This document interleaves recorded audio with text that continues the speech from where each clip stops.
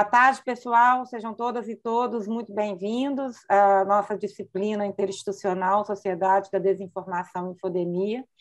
É um empreendimento pioneiro nesses 3 PPG-Cons. Essa disciplina ela resulta de uma pesquisa interinstitucional que foi desenvolvida por pesquisadores desses 3 PPG-Cons, não apenas os professores que estão aqui na disciplina, mas também estudantes de doutorado, de mestrado, iniciação científica. Alguns deles estão participando da disciplina, mas também são coautores no livro homônimo, Sociedade da Desinformação e Infodemia, que está disponível para download gratuito no site do PPG-Com, é uma publicação do selo PPG-Com. Essa disciplina, assim como o livro homônimo, tem apoio do Instituto de Estudos Avançados Transdisciplinares da UFMG, por isso essa disciplina está sendo feita por aqui. Nesse sentido, ela é duplamente um desafio pioneiro, tanto por ser uma disciplina que deriva de um livro, de um esforço de pesquisa interinstitucional, tanto por estar abrigada no IAT, o que nos honra muito estar com uma disciplina aqui nessas condições. Todos vocês são muito bem-vindos, é uma construção coletiva. A disciplina ela vai ser ofertada também por esse conjunto de professores que são professores desses 3 PPG-Cons. Nós tivemos a aula inaugural na semana passada com o professor Mário Carlon, da Universidade de Buenos Aires, foi a primeira aula dessa disciplina de 30 horas. A disciplina, quem não pôde assistir, está disponível no canal do YouTube do PPG-Com da UFMG, e a partir de agora todas as nossas aulas vão ficar disponíveis no canal do IAT, no YouTube. Nós vamos nos apresentar rapidinho. A aula de hoje vai ser dada pela professora Maria Ângela Matos e pelo professor Tiago Salgado, ambos do PPG-Com da PUC Minas. Espero que vocês gostem. Para nós foi uma grande satisfação escrever o livro e pensar a disciplina. Nós vamos apresentar rapidinho. Meu nome é Jeane Carvalho Zamora, sou professora do PPG-Com da UFMG. Estou com vocês por meio dessa parceria, através do subgrupo Mediação, vinculado ao Núcleo de Conexões Intermídia. Eu vou passar a palavra agora rapidinho para os meus colegas da UFMG, que são os professores Daniel Melo Ribeiro e Camilo Ádio. A seguir, a gente passa para Natália Cortes, da UFOP, e, na sequência, professor Conrado, Dedé e Tiago, professor Conrado Mendes, Maria Ângela Marques, Dedé para nós, desde sempre, Tiago Salgado, da PUC Minas, porque aí eles já continuam a aula. Daniel, gostaria de se apresentar? Olá, boa tarde a todos e todas. Meu nome é Daniel, é um grande prazer recebê-los aqui nesse curso, com grande satisfação que a gente começa agora. Já começamos na semana passada com a palestra do professor Mário Carlon, né? E agora daremos prosseguimento às discussões que a gente elaborou com tanto carinho, com tanta atenção nesse livro, que eu compartilhei agora há pouco aí no chat com vocês. É importante ressaltar que, ao longo das aulas, nós vamos utilizar os textos que estão disponíveis nesse livro, tá? Então, seria muito legal, na medida possível, né? Assim, que todos pudessem ler os textos antes das aulas, porque isso enriquece bastante as discussões, né? Então, o link está aí disponível, download gratuito, tá? As aulas também vão seguir os capítulos do livro, ok? Então, na aula de hoje, a gente começa com o capítulo 1, depois na semana que vem, capítulo 2, e assim por diante. Bom, só para fazer uma rápida apresentação minha, né? Assim, a minha especialização é em semiótica. Eu também sou professor do PPG, do Departamento de Comunicação Social da UFMG. Daqui a uns 2 encontros, eu e Jeane vamos conduzir a discussão em torno do tema do pragmatismo. Nosso enfoque é pensar a desinformação sob o ponto de vista da semiótica estadunidense, principalmente, né, assim, tendo um olhar principalmente para a relação entre crença e verdade e método científico. Bom, estou à disposição, caso queiram trocar ideias aí ao longo da semana, das próximas semanas, né, assim, vou colocar meu e-mail aqui no chat também, tá? Um grande prazer, um abraço.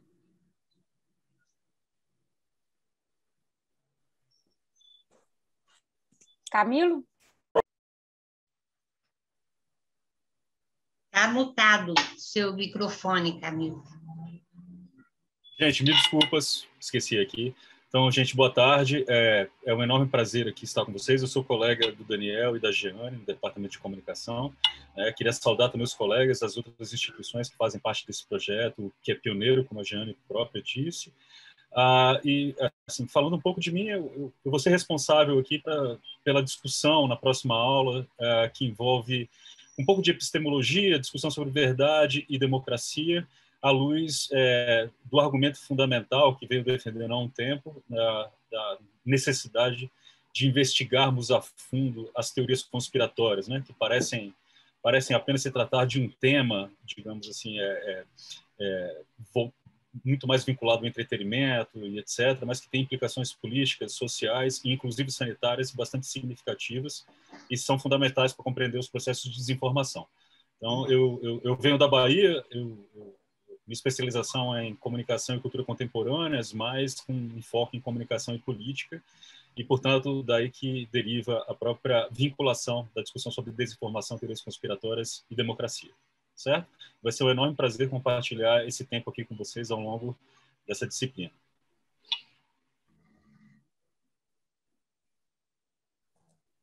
Sou eu, Jeane? Olá, pessoal. Boa tarde. Cumprimento aí meus colegas, meus parceiros aí nessa jornada. Estamos todos muito satisfeitos em poder ofertar essa disciplina e também produzir esse livro. Meu nome é Natália Cortes, eu sou professora do PPG-Com da UFOP, atuo na área de semiótica, de interação humano-computador e na comunicação digital de modo geral. A minha aula nesse curso ela visa tentar entender as dinâmicas de produção de sentidos das hashtags a partir de um estudo da API do Twitter, pensando a representação dos objetos nessa API como um campo sígnico. Então, foi muito importante pensar também, né, como que essas produções de sentido se dão nessas redes híbridas, integrando os bots, os usuários, né, de modos diversos. E lembrando também que a construção da tendência no Twitter faz parte do modelo de negócio dessa plataforma. Então, a gente vai ter essa discussão mais voltada para essa perspectiva na quinta aula, na penúltima aula, e tentar amarrar isso, pensar essas dinâmicas aí, como que elas estão implicadas com esses processos, né, essa circulação de desinformação. É isso, muito obrigada, bem-vindos a todos.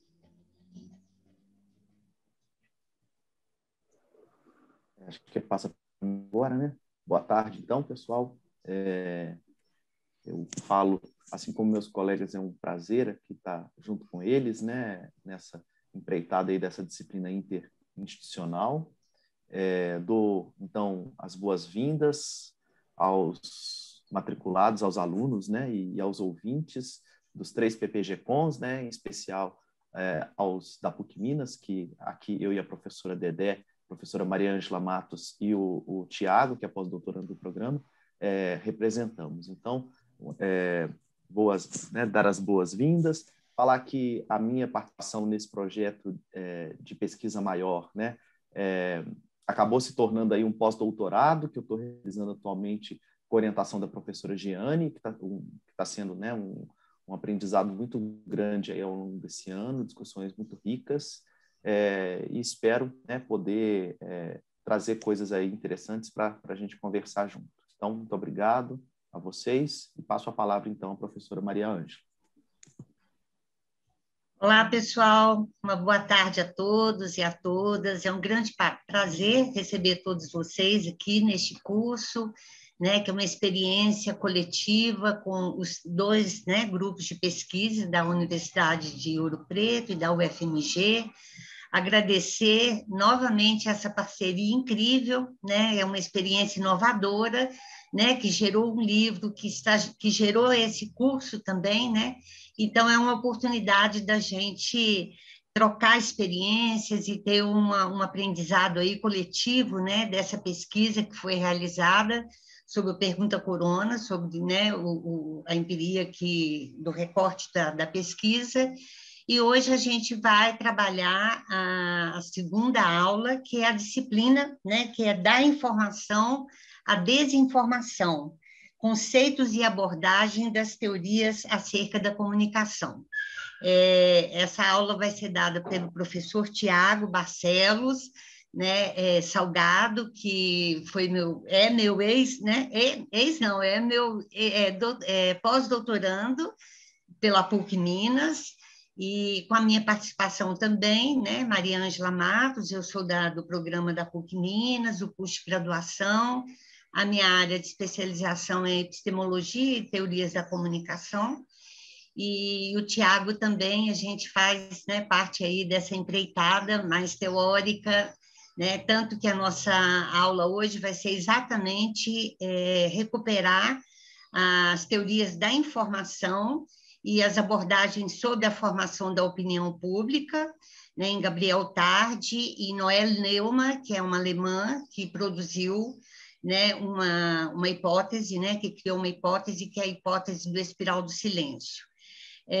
O Tiago vai espelhar aqui para a gente o programa, a gente vai apresentar rapidinho, e depois o Tiago vai dar o início da aula com as teorias da informação e desinformação, e depois eu entraria com a formação da opinião pública.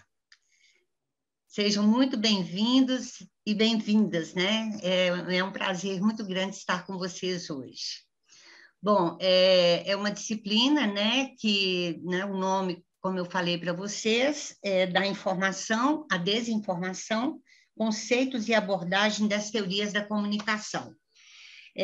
Nós vamos ter basicamente 2 itens, né, 2 eixos aí de debate, de reflexão, que o primeiro deles é a noção de informação nas teorias da comunicação, né, em que serão abordados a teoria matemática da comunicação, a Mass Communication Research, né, da teoria funcionalista norte-americana, cibernética, Palo Alto, e esse será ministrado pelo professor Tiago. E no segundo item, que eu vou, né, ficar responsável, é sobre a opinião pública e a desinformação, contato e contágio. Vamos trabalhar a opinião pública e as massas em Gabriel Tarde, um sociólogo, né, que a gente vai recuperar do século XIX, e a espiral do silêncio, que é uma hipótese, né, da Noel Neumann, que é uma pesquisadora alemã, e vê em que medida essas teorias podem contribuir para analisarmos hoje o contexto de um ecossistema da desinformação e da infodemia, né, no cenário contemporâneo. Ok? Então, seria isso, a gente já indicou aqui, como o Daniel disse, as referências, né, que vamos basear nossas aulas, e a gente vai começar, então, agora a apresentação pelo professor Tiago. Né, a nossa dinâmica é de uma apresentação de 50 minutos do Tiago, depois teríamos um intervalo, depois 50 minutos, né, da opinião pública, da formação da opinião pública, teríamos um intervalo de 20 minutos para a gente tomar uma água, um cafezinho, né, dar uma folga, e depois voltaríamos para fazer um debate, uma reflexão, né, sobre as questões que a gente trouxe hoje para o debate. Então, podemos começar, Tiago? Bem, boa tarde, pessoal, a todos e todas. É um prazer estar aqui com vocês e participar coletivamente também com os meus colegas dessa disciplina, que foi pensada há mais ou menos uns 2 anos, né, desde que a Jeane iniciou as atividades de pesquisa em torno da pandemia de Covid-19 e a questão da semiótica e textualidades nas hashtags relacionadas à pandemia, e que resultou no livro que também dá nome a esta disciplina. Antes de entrar no conteúdo, eu só queria retomar aqui o programa, a questão das próximas aulas, né? A terceira aula vai ser dada pelo Camilo, tratando das teorias conspiratórias, verdade e democracia, também com indicação de referência de leituras para essa aula, obrigatórias e complementares. A aula 4 vai ser dada pelo Daniel Melo e pela Jeane Alzamora, sobre crença, verdade e desinformação, também com a indicação das referências para a leitura de vocês. A 5ª aula vai ser tratada a questão da semiótica da desinformação pelo professor Conrado Mendes, também com uma leitura indicada. E a 6ª aula pela professora Natália, da UFOP, relacionada à questão das hashtags e à produção de sentidos, né, a questão das tendências no Twitter. também com a referência indicada. E a 7ª aula, no dia 26/11, é o encerramento do curso com o professor Conrado Mendes. Para esta disciplina, nós pensamos nos seguintes métodos de avaliação. Trata-se de 3 trabalhos. Um primeiro que é a análise crítica, relacionado ao tema 1. Os estudantes devem eleger uma das 3 primeiras aulas para análise crítica, que vai ser fundamentada em alguma dessas aulas, e também no referencial teórico indicado, sendo que a data de entrega deste primeiro trabalho analítico está prevista para o dia 5/11. Depois a gente tem um segundo trabalho também, bem parecido com esse, que também é a escolha de algum tema das aulas 4, 5 ou 6. Na verdade, aqui saiu errado a aula 6, que é a aula dada pela Natália, que vai tratar da questão da semiótica e da propagação das hashtags. E aí cada estudante vai escolher alguma dessas aulas e referências propostas para fazer essa segunda análise. E, por fim, um último trabalho que vai ser a síntese do curso. Então, os 2 primeiros estão sendo pontuados 30 para cada trabalho e este último 40 pontos. Neste último trabalho, os estudantes farão uma síntese crítica da disciplina em até 5 páginas, também com as referências que foram trabalhadas ao longo do curso. Caso haja alguma dúvida, vocês podem perguntar aí no chat que a gente tenta responder. Agora eu vou fazer aqui a projeção dos slides que a gente preparou para esta aula, que vai trabalhar sobre as noções de informação e desinformação nas teorias acerca da comunicação. E, de imediato, a gente começa tentando pensar a questão da palavra desinformação. Vai aparecer para vocês agora. Então, a proposta de hoje é retomar, com uma metodologia que eu e a professora Maria Ângela Matos temos trabalhado, que é de pensar como que essas palavras elas emergem nas narrativas e nos discursos cotidianos, e em que medida que a etimologia dessas palavras atribui sentido a elas e como que esses sentidos vão sendo perpetuados ao longo dos anos e ressignificados com as nossas apropriações desses sentidos. Então, aqui a gente começa com a palavra desinformação, seria o grande conceito aí da nossa disciplina. E a ideia é desconstruir esse conceito. Então, a gente fez algumas marcações nessa palavra, tentando desconstruir as partes que formam essa palavra. Então, a gente começa aí com a ideia de desinformação. Então, dentro dessa palavra, a gente tem a palavra informação e a gente tem também as palavras forma e formação. E ao longo desta aula a gente vai tentar esmiuçar um pouco os sentidos possíveis dessa palavra e como que elas são tratadas pela comunicação e, ao mesmo tempo, oferecer uma visão própria nossa, que está destacada aí no capítulo 2 do livro homônimo desse curso, em relação à nossa proposta analítica da desinformação. Então, para começar, o que seria desinformação? Hoje a gente ouve muito falar desse termo, notícias falsas, fake news, matérias verdadeiras, matérias falsas, pseudo-verdades, pós-verdade. E nessa palavra, desinformação, a ideia de des é justamente tirar da forma.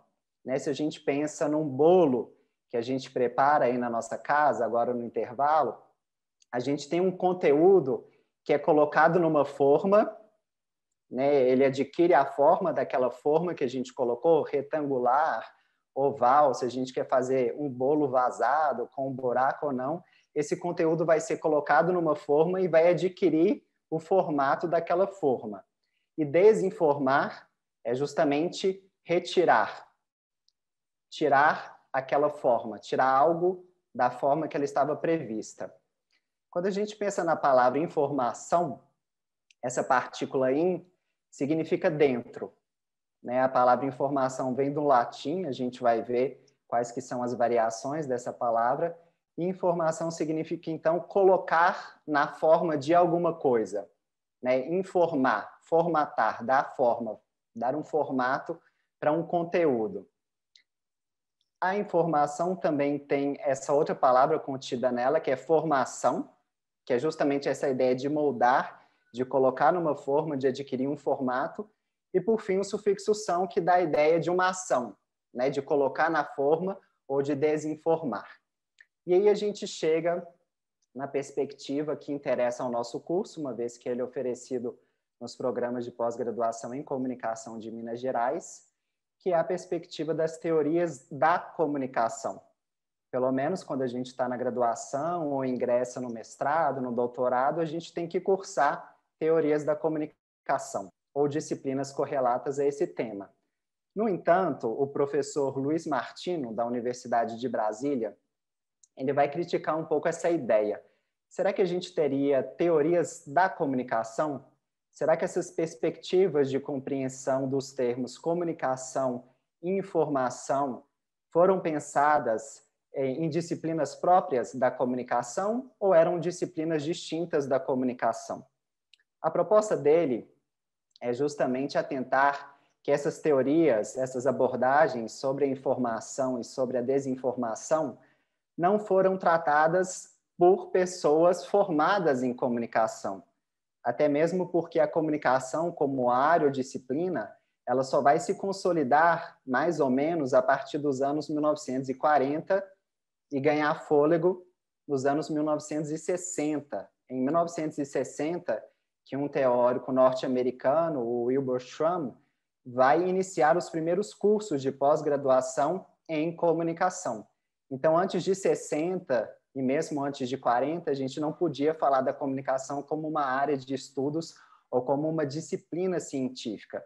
Por isso que essas abordagens que vão aparecer ao início do século XX, sobretudo ali na Escola de Chicago, depois a gente tem a pesquisa administrativa em comunicação, a teoria matemática da comunicação, a cibernética, que a gente vai tratar aqui ao longo da aula, elas não eram propriamente disciplinas de comunicação, mas teorias, abordagens e perspectivas acerca da comunicação. A comunicação não era o tema, o assunto, o conceito principal dessas perspectivas. E aí, a partir do século XX, né, do início do século XX, a gente tem também o advento dos meios de comunicação de massa. E esses sentidos que vão ser atrelados à palavra comunicação, eles vão ser impregnados justamente pela dimensão técnica, transmissiva, informacional e midiática desses meios. Então, a partir do século XX, a comunicação ela é pensada sobretudo com base nos meios de comunicação de massa e nos seus efeitos, nos conteúdos que eram vinculados nele. E esses sentidos perpassam historicamente a nossa compreensão de comunicação a partir do século XX e também se mantém agora no século XXI. Então, em função desses aparatos técnicos que são chamados como meios de comunicação, a comunicação é basicamente entendida como um processo técnico que precisa de um veículo, de um suporte, uma dinâmica transmissiva na qual a gente transmite informações, conteúdos, mensagens, atrela-se a essa dimensão informacional também, que é aquilo que é transmitido, o conteúdo que é transmitido é uma informação, e o sentido midiático. A comunicação seria aquela comunicação que se dá pelos aparatos técnicos nomeados como meios de comunicação. Agora, a gente entra propriamente na palavra informação e na sua etimologia. Então, a palavra informação vem do latim e ela traz duas acepções. Uma primeira que seria o ato de moldar a mente, no sentido de transformar ideias, de formatar conteúdos que são acessados pela nossa mente, pelo nosso espírito, pela nossa inteligência, a nossa capacidade reflexiva e de pensamento. E uma segunda acepção que é o ato de comunicar conhecimento. Essa segunda acepção, ela já vem desde antes do século XX, né? Vem lá desde Sócrates, Platão, com a ideia de transmitir um conhecimento por meio da oralidade. Se a gente pensa nas eras culturais da humanidade, que a professora Lúcia Santaella vai trabalhar em alguns livros dela, como Cultura Midiática, por exemplo, a gente inicia a era cultural da humanidade com a fala. Então, as informações, os conteúdos, as ideias, as memórias eram passadas de geração a geração por meio da fala, por meio da oralidade. Depois, com a invenção da escrita, a gente tem a inauguração do que a gente chama de história, né? Antes da escrita, a gente tinha a pré-história. Com a escrita, a gente tem o início, então, da história, que é demarcado justamente por essa possibilidade de fixar ideias, pensamentos, memórias, por meio de um suporte. Então, uma vez que quando as pessoas faleciam, esses conhecimentos também morriam junto com essas pessoas, com a invenção da escrita, a gente tem a possibilidade de materializar esse conhecimento e transmitir, passar esse conhecimento por meio do texto escrito inicialmente para outras gerações. E aí depois a gente tem a cultura impressa, com a invenção da prensa por Gutenberg, a produção de revistas, jornais, que vão também ajudar e possibilitar essa difusão de conteúdos. Depois a gente tem a era marcada pelos meios de comunicação de massa, como, por exemplo, o cinema, o rádio, a televisão. Depois a gente tem a instauração de uma cultura midiática, com o aparecimento aí do videocassete, dos CDs, dessa possibilidade do vídeo, do audiovisual. E, por fim, a cultura digital, que seria a cibercultura marcada aí pelos meios digitais. A etimologia latina da palavra informação traz também dois termos. O primeiro que seria o informatio e o segundo que seria o informo. Esse primeiro informatio a gente pode entender como informativo, né, como algo, uma materialidade que vai informar alguma coisa. E o informo como um informe, né? Então, mesmo antes do século XX, a gente tinha, por exemplo, na Grécia Antiga, as colunas nas quais as pessoas afixavam cartazes informando sobre uma luta, um evento que ia acontecer no Coliseu, uma peça de teatro que ia ser encenada numa arena. Então, essa ideia de informação também já estava presente nesse período clássico da nossa história, no entanto, não era nomeado ainda como informação. Essa partícula in, né, a gente está trabalhando um pouco com essa etimologia, ela indica o ato de dar forma a alguma coisa. E como a gente começou a conversar, moldar a mente ou o ato de transmitir alguma coisa para outras pessoas. Inicialmente, né, no período clássico, a gente tem essa ideia de formatação do corpo humano pela coluna vertebral. Então, a coluna vertebral ela é responsável por dar forma ao corpo humano à medida em que o feto vai se desenvolvendo. Na mitologia, a gente também tem essa ideia de formatar, de dar forma a alguma coisa com relação aos raios que eram formatados, moldados por Zeus e transformados em flechas para as batalhas e lutas mitológicas. Uma ideia também que é propriamente dos gregos é essa ideia de moldar, de dar forma a uma matéria. A ideia de matéria para os gregos, que vai ser trabalhada teoricamente, etimologicamente, por um filósofo tcheco-brasileiro, que é o Willem Flusser. No livro O Mundo Codificado, ele vai retomar a etimologia da palavra matéria, relacionando-a com a palavra madeira, né? Em espanhol, madeira, e em português, madeira. A madeira era aquele elemento vindo de uma árvore que era estocado para poder ser, então, trabalhado pela carpintaria, pelos artesãos. Queriam, então, moldar, dar forma àquela matéria. E essa matéria adquiriria uma forma por meio de uma intencionalidade humana. E aí a gente teria a instauração da técnica. A técnica começa a ação, esse fazer que vai dar forma a uma matéria. E aí, essa madeira, ela adquire a forma de uma mesa, a forma de uma cadeira.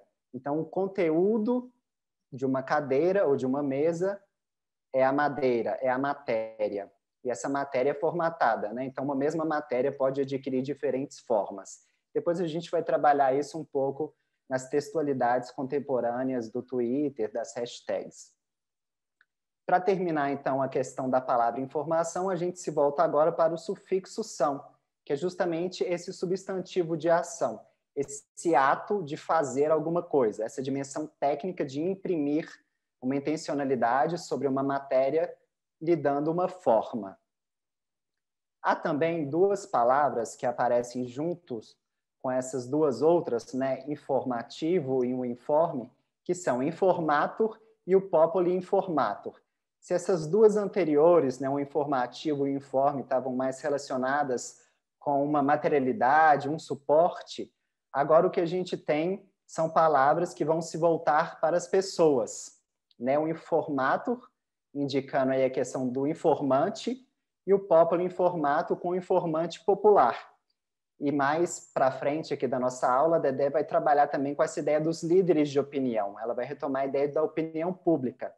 E de imediato, no latim, a gente já tinha previsto essa ideia dos informantes populares.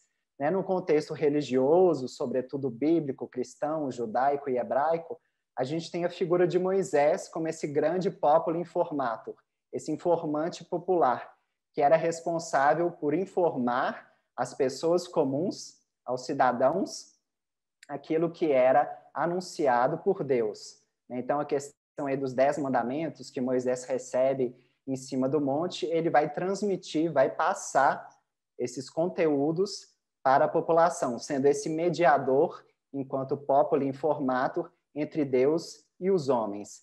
E se a gente aplica isso no contexto do ensino e da aprendizagem, que vai perpassando os períodos históricos, a gente tem a figura dos mestres, né? Desde os filósofos gregos, com a relação do mestre e do aprendiz, e mais recentemente na figura dos professores e professoras, que são esses responsáveis por moldar a nossa mente ao longo do tempo, transformando os conteúdos, formatando esses conteúdos de uma maneira inteligível para nós.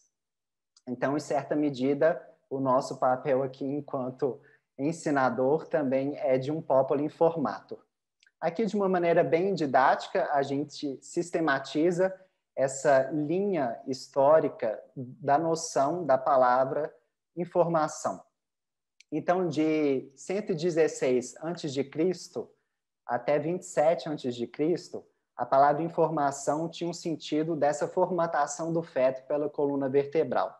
Depois, entre 70 e 19 a.C., a ideia de informação adquire o sentido do ato de dar forma a alguma coisa, de moldar, de modelar, de formatar essa alguma coisa.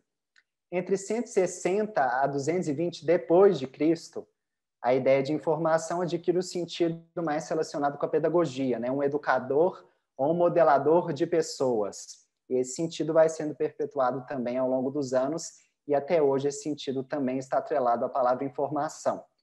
Entre 354 a 430 depois de Cristo, a palavra informação adquire esse sentido de Cristo como a forma de Deus, né? Como um ser divino que é encarnado num corpo humano, adquirindo a forma humana, que também ensina e educa, né? Se a gente pensa nas parábolas de Cristo, essa dimensão narrativa que vai educar e ensinar as pessoas com base nas suas vivências, com base nas suas histórias cotidianas. Chegando um pouquinho mais próximo a nós, né? No século XIII, também a palavra informação continua tendo esse sentido religioso, né? De uma pessoa que encarna uma divindade, e também a ideia de educação, de ensino-aprendizagem, de passagem de conteúdos e ensinamentos entre gerações. No século XIV, a palavra adquire a ideia de formação ou modelagem de uma mensagem, né? Tem também a dimensão de instrução, de treinamento e de ensino, sobretudo quando a gente considera as línguas europeias e o inglês.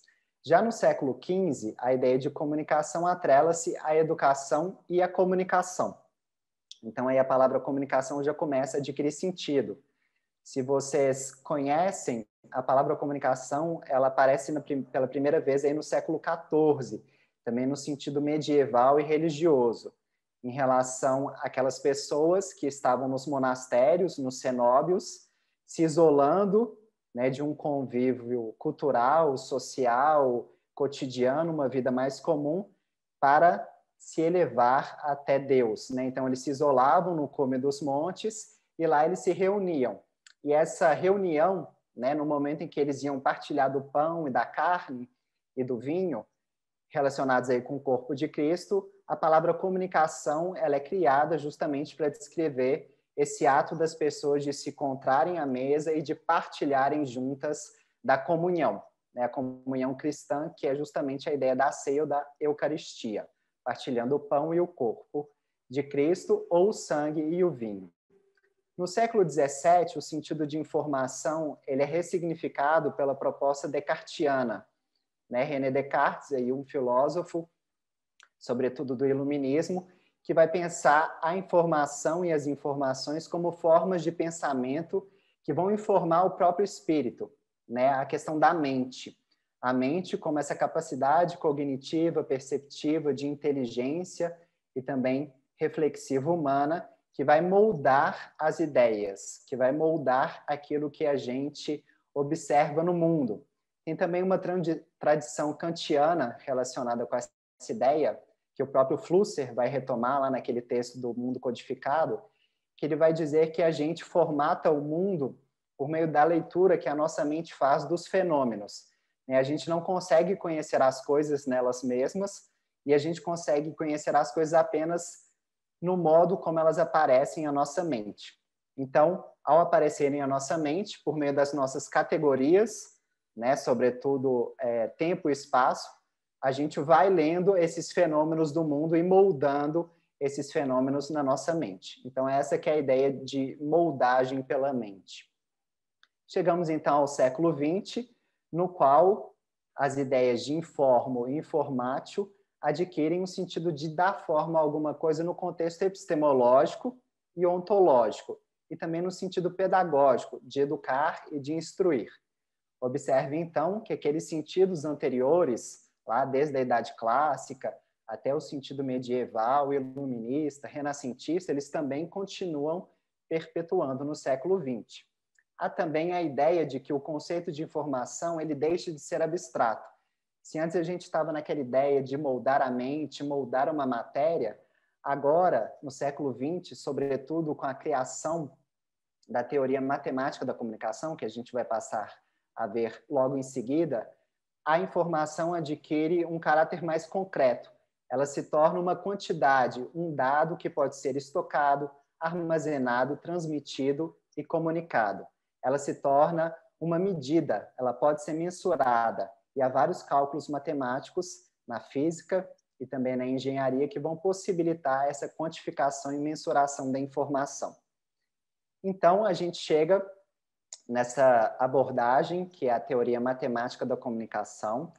Aqui a gente colocou uma perspectiva mais conceitual do que propriamente histórica, porque se a gente for pensar numa linha cronológica direta, a primeira teoria da comunicação ela foi desenvolvida na Escola de Chicago, né, a perspectiva do interacionismo simbólico, mais ou menos em 1909, quando Charles Cooley, da Escola de Chicago, vai trabalhar com a ideia de interação e depois vai ser desdobrada nos estudos do Herbert Mead e também, posteriormente, nos estudos do Erving Goffman, relacionados ao interacionismo simbólico à Escola de Chicago. Mas a primeira teoria da comunicação, né, como alguns pesquisadores vão nomear, ela é iniciada com a publicação desse livro, que está aqui projetado na tela, que é a Teoria Matemática da Comunicação. Esse livro ele foi escrito por dois matemáticos e engenheiros, que são o Claude Shannon, que é esse primeiro mais magrinho aqui do lado esquerdo, e também pelo Weaver, que é esse engenheiro que está aqui do lado direito. Então, eles publicaram, mais ou menos em 1948, 49, esse livro. Na verdade, o Shannon escreve primeiro esse texto, depois o Weaver ele também aparece aí quase como que um orientador que vai revisar essas ideias do Shannon, e eles vão publicar esse livro trabalhando com o conceito de informação e também com o conceito de comunicação. Vai ser a primeira vez na história em que a ideia, a palavra comunicação, o conceito de comunicação vai ser tratado cientificamente. Essa teoria também é conhecida como modelo telegráfico, porque ambos trabalhavam na Bell Telefônica, nos Estados Unidos, uma empresa de telefonia, e eles estavam tentando sofisticar a telefonia, sobretudo com a invenção do telégrafo, tentando aprimorar esse sistema de transmissão de um dado de um ponto até outro ponto. Inicialmente, pensando em distâncias mais curtas, né, de um quarto até outro quarto, de uma sala até outra sala, para que depois isso pudesse ser replicado a longas distâncias. Lembrando, né, pessoal, que nesses contextos militares, aí a gente está falando de 48, 49, né, mais ou menos pós-Segunda Guerra Mundial, todo esse investimento na tecnologia também estava diretamente relacionado com a questão bélica, da transmissão mais rápida de informações entre localidades.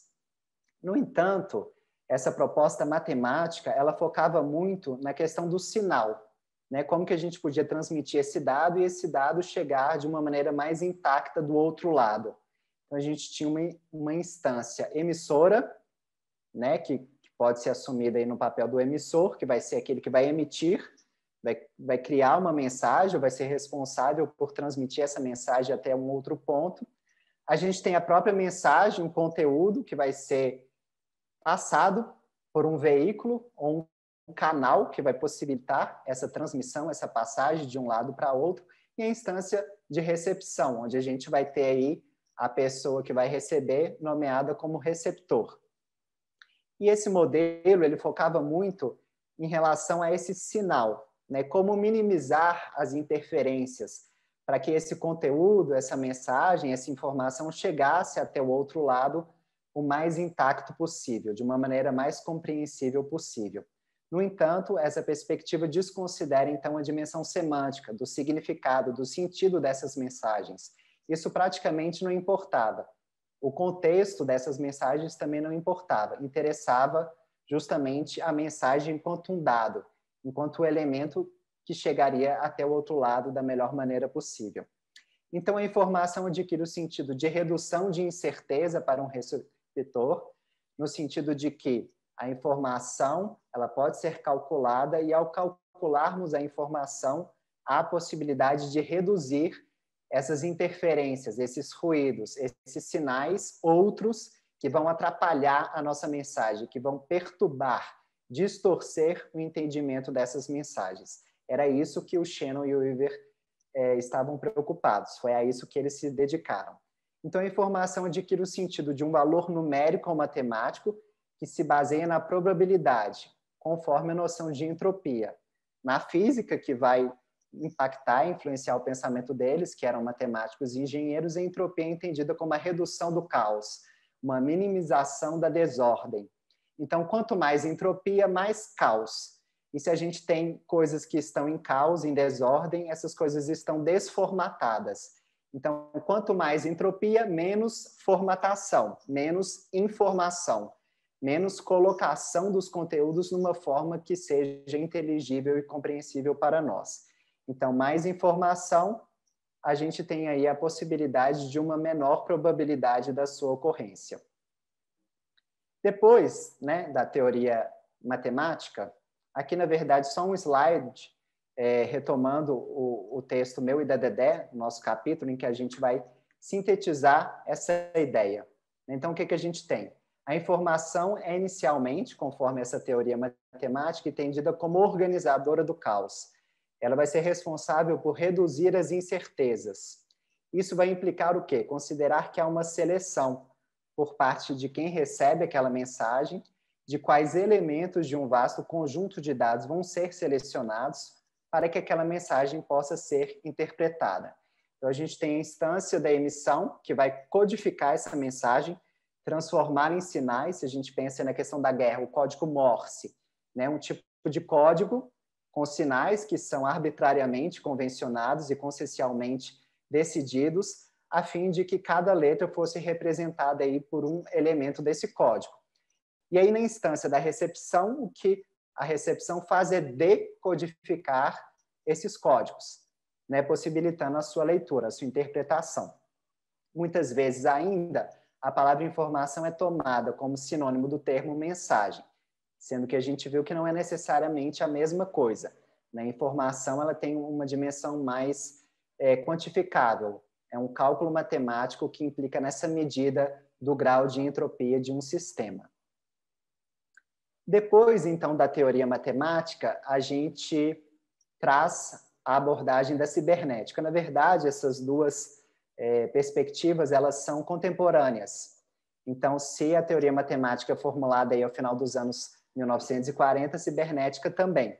A cibernética tem a sua primeira fase, iniciada pelo Norbert Wiener, que é esse senhor que está aqui na nossa tela, também muito ligado com as questões da matemática e, sobretudo, relacionada à balística, né, que era uma perspectiva militar para possibilitar que um dardo de canhão alcançasse o seu alvo da melhor maneira possível ao ser lançado, portanto, transmitido, transferido até uma outra localidade. O Weiner vai inaugurar a cibernética, sobretudo com a publicação deste livro que está aí, que é Cibernética ou Controle e Comunicação no Animal e na Máquina. Então, se a gente percebe, tanto a teoria matemática quanto a teoria da cibernética, elas não estavam inicialmente preocupadas com a comunicação humana. Elas se iniciam pensando a comunicação entre máquinas. E a cibernética até aprimora isso um pouco mais, pensando a comunicação nos animais. E mais para frente da cibernética, na sua terceira fase, que a gente tem o Niklas Luhmann como um dos expoentes dessa perspectiva, a gente tem a ideia da comunicação nos sistemas vivos e, sobretudo, nos seres humanos. Então, a cibernética ela se dedica ao estudo científico do controle da comunicação no animal e na máquina, e na sua terceira fase, nos seres humanos. A segunda fase ela é trabalhada principalmente pelo Francisco Varela e Humberto Maturana, que são latino-americanos, chilenos, que vão pensar a perspectiva da cognição e da percepção. No entanto, a gente vai focar aqui nesta aula, nessa primeira fase, que é, sobretudo, demarcada pelo pensamento do Weiner. O Weiner vai entender a informação, então, aos modos da teoria matemática como entropia negativa. O aumento da informação é a redução do caos, da desordem, da entropia. E a informação é, portanto, essa medida de organização de um sistema. O sistema é esse organismo vivo, dinâmico, que sofre várias influências e impactos dos outros organismos e sistemas, que são autocriativos e autorreguladores, que vão justamente tentar ordenar esse caos no qual eles estão imersos. Então, também a mesma ideia, quanto mais entropia, mais desordem, menos informações, menos formatações. E aí, para sintetizar esse pensamento, a gente retoma o texto do Logan, do Robert Logan, que é um pensador canadense, que está indicado nas referências, que vai afirmar o seguinte: a definição de informação de Channel ela vai ser adotada pelo Weiner de modo que a informação, que é essa entropia negativa, exprime finalidade. Mensagens são, em si mesmas, uma forma de padrão e organização. Então, na hora que a gente escreve um texto, que a gente vai mandar uma imagem, um vídeo, essa desorganização ela é organizada, ela ganha uma forma, seja de um texto escrito, seja de uma postagem, seja de uma imagem, seja de um vídeo. Ela adquire uma forma que torna esse conteúdo inteligível para nós, assimilável. A informação transportada por um conjunto de mensagens é uma medida de organização. Então, é em função dessa formatação, dessa organização, que a gente consegue ler uma mensagem. Se as mensagens estão fora dessa formatação, dessa organização esperada por nós, elas são desentendidas, né? A gente não entende muito bem aquele conteúdo. E isso produz desinformação.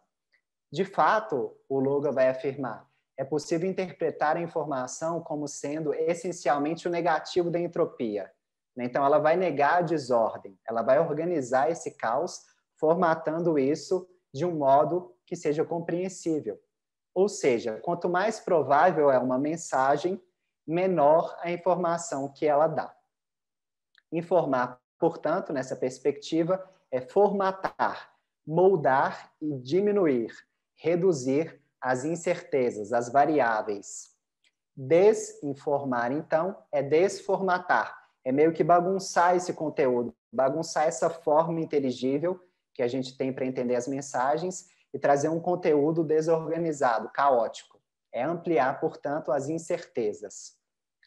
Aqui, retomando também o nosso capítulo, a gente considera que a desinformação ela se configura hoje como uma dinâmica de produção, circulação e validação de pseudo-incertezas. Ela tem conteúdos que se assemelham com uma mensagem supostamente verídica, mas ela não é exatamente verídica, ela não é necessariamente uma mensagem verdadeira. É um tipo de informação que tende a se aproximar de uma suposta verdade, Nesse sentido, haveria uma correspondência da mensagem com o fato, com o acontecido. Na verdade, a gente não consegue acessar o fato na sua integralidade, tal como ele é. Aquela ideia do Kant, que a gente só acessa as coisas no modo como elas aparecem para nós. No entanto, o jornalismo, a narrativa jornalística, tende a se aproximar do fato. No entanto, isso é impossível, trazer o fato tal como ele é. Por isso, há versões desse fato. E essas versões tendem a se aproximar o máximo possível de tal como a coisa aconteceu, de tal como aquilo se sucedeu. E para isso se utiliza de várias estratégias. Vocês conhecem um lead jornalístico. Quem, quando, onde, como, de que maneira, quando que aconteceu, onde aconteceu, todas essas estratégias tentam aproximar aquele conteúdo, aquela mensagem do fato. No entanto, essa aproximação exata, ela é impossível. E, portanto, a gente pode pensar que essas mensagens, ao se desaproximarem cada vez mais desses fatos, elas são mensagens distorcidas. E aí são desinformações. Em outras palavras, as desinformações apresentam aspectos e características de semelhança com o fato, mas com camadas de não verdade ou não correspondência que são adicionadas a elas. Nas aulas do professor Conrado, do professor Camilo, da Natália, vocês vão ver algumas imagens que circularam em torno da hashtag Pergunta Corona.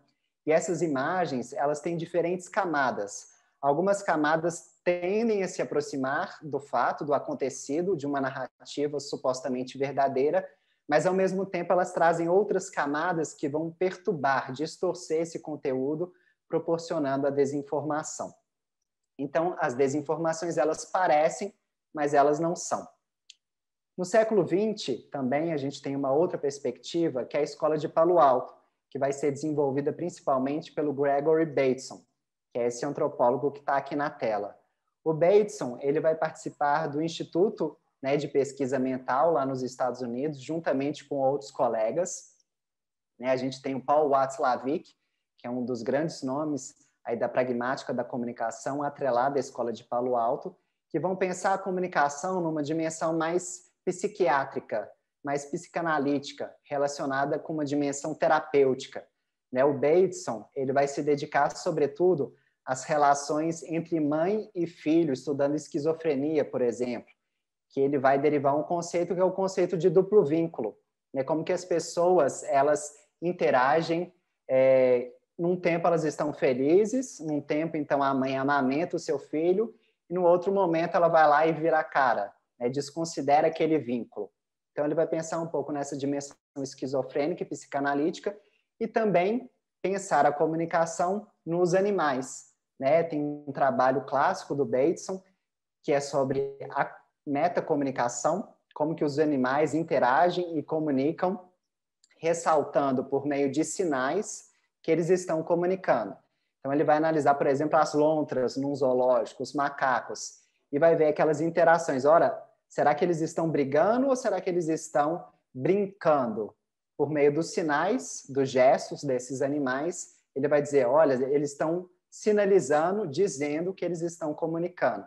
Então, observem que essas teorias acerca da comunicação, na verdade, elas não se voltavam necessariamente para a comunicação, A matemática se volta para a informação, a cibernética se volta para a entropia, a organização dos sistemas vivos, e a Escola de Palo Alto, com Bateson, se volta justamente para dimensões neurológicas e comportamentais dos animais e depois tentando aplicar isso aos seres humanos. Então, as primeiras teorias da comunicação não eram teorias que se voltavam propriamente para a comunicação humana, mas, sobretudo, para a comunicação maquínica, animal e depois para a comunicação humana. Isso nos leva a criticar e indagar se a comunicação é essencialmente humana. E a Escola de Palo Alto vai dizer que todos os comportamentos humanos são comunicação. A máxima pragmática dessa escola vai afirmar que é impossível não comunicar. No entanto, a gente pode questionar essa ideia, se tudo é comunicação, o que exatamente é comunicação? Qual a especificidade da comunicação nesse contexto em que tudo pode ser lido como comunicação?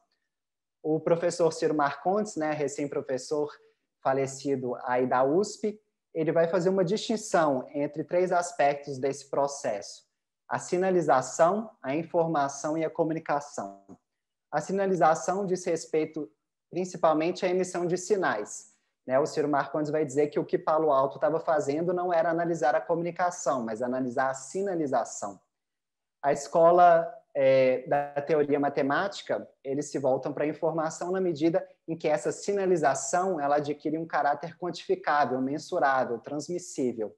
E para o Ciro Marcondes, a comunicação só acontece no momento em que essa informação produz um choque na gente, né? Que isso vai mudar a nossa cognição e a gente vai voltar a nossa atenção para esses conteúdos. Eles vão nos transformar. Isso está mais explicado no texto, eu só queria pontuar algum desses aspectos. Então, para encerrar a Escola de Palo Alto, a comunicação vai ser entendida como um processo circular, avançando a ideia de uma transmissão linear, direta, de um emissor para um receptor, tal como tratada pela teoria matemática, considerando aí, a partir da cibernética, a ideia do feedback, da retroalimentação, da capacidade de resposta de um sistema. A informação vai ser entendida como a diferença que faz a diferença. Então, se a teoria matemática estava voltada para uma dimensão de sinal, a teoria de Palo Alto se volta para a questão do sentido. Quais são os sentidos dessas mensagens? O que elas significam? O que elas querem dizer? E é esse sentido que vai fazer a diferença. Esse sentido é a própria diferença que faz a diferença. É preciso, então, haver variância, mutação, diversidade para que haja informação, retomando também a ideia de entropia negativa.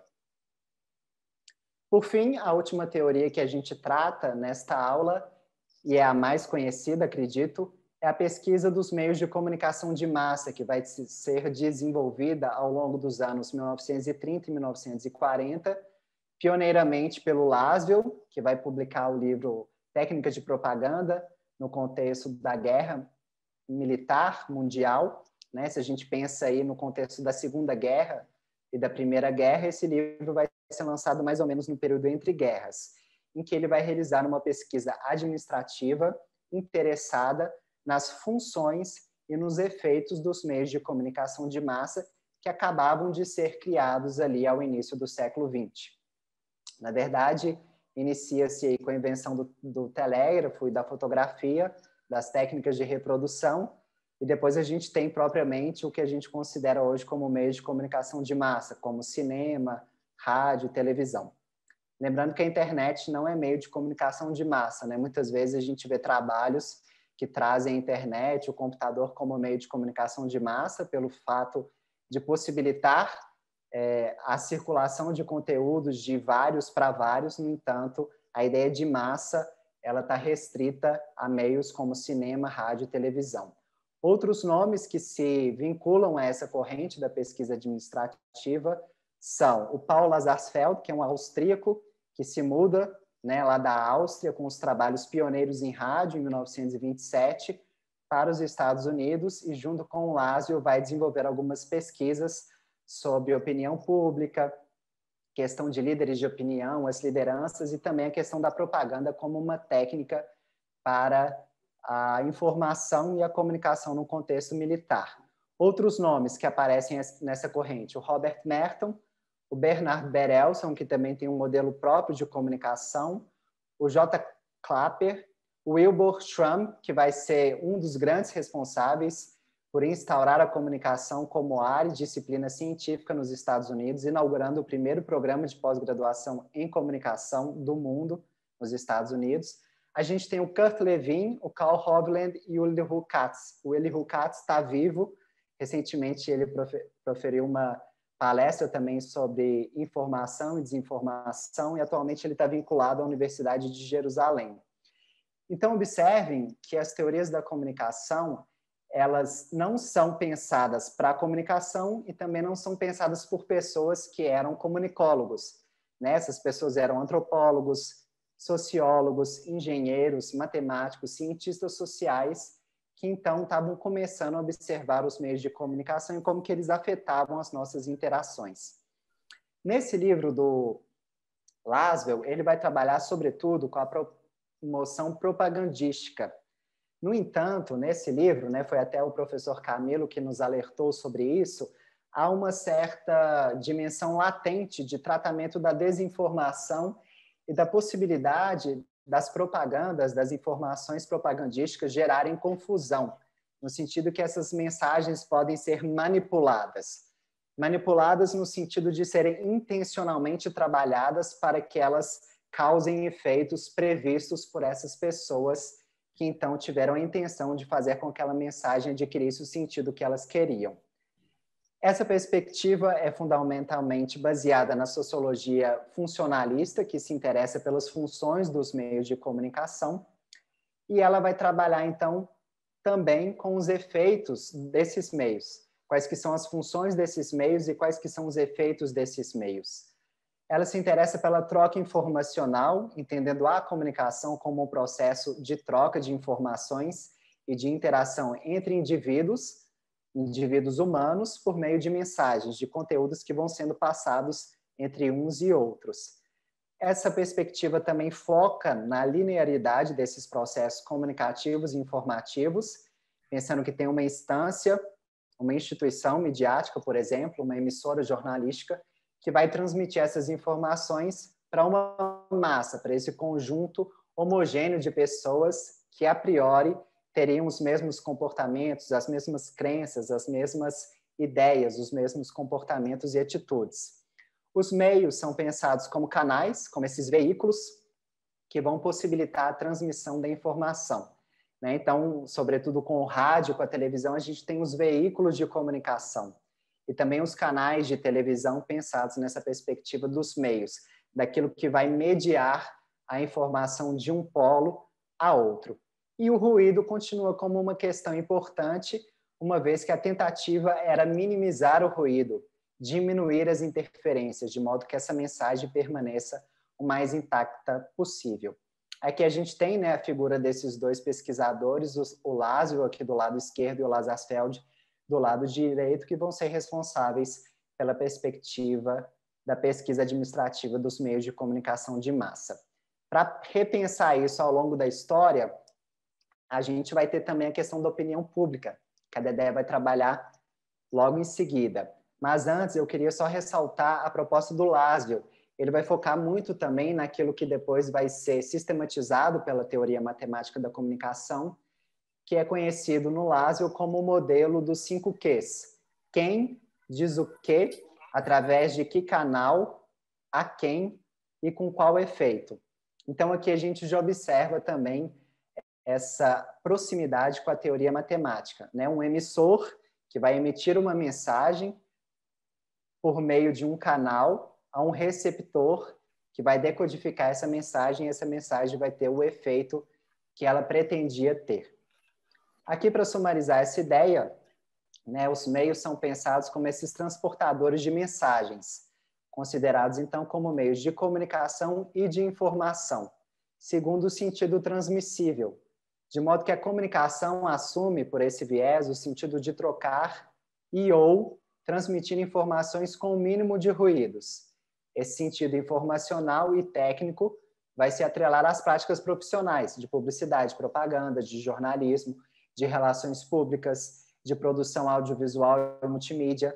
Então, hoje, né, o que a gente observa nas escolas de comunicação de uma maneira predominante e quase que exclusiva, né, são raras as perspectivas que tentam tensionar isso, e a pós-graduação, em certa medida, tenta tensionar isso, é a ideia de que a comunicação precisa ser boa, a comunicação precisa ser eficaz, eu preciso entender aquela mensagem.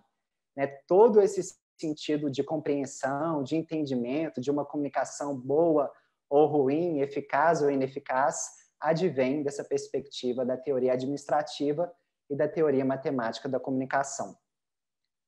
Chegando aqui, por fim, né, na minha exposição, a informação ela também é pensada no sentido de uma desfunção. E aí 2 textos são importantes para isso. Um primeiro texto do Laszlo, de 48, que chama A Estrutura e a Função da Comunicação na Sociedade, e o segundo texto, que é o do Wright, que vai trabalhar com análise funcional e comunicação de massa.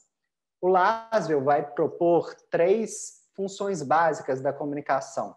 Uma primeira que é a vigilância, uma segunda que é a correlação das partes da sociedade e uma terceira função básica da comunicação, que é a transmissão da herança social de uma geração para outra. Eu chamo a atenção para essa terceira função, que já estava prevista, né, ou latente, desde a ideia da informação enquanto transmissão de conteúdos entre uma geração e outra, entre uma tribo e outra. Por fim, né, em 59, o Charles Wright vai trazer uma nova contribuição, adicionando uma função básica da comunicação, que é a função de entretenimento. Para sistematizar, o Wright vai trabalhar com as funções diretas e indiretas, e as funções indiretas vão ser chamadas por ele de disfunções.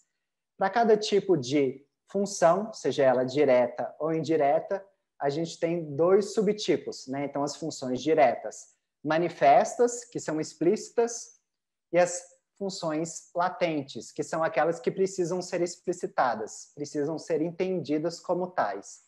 Nas funções indiretas, também chamadas de disfunções, em 48, o Lazarsfeld e o Robert Merton já tinham trabalhado com a ideia de disfunção narcotizante. O que é essa disfunção narcotizante?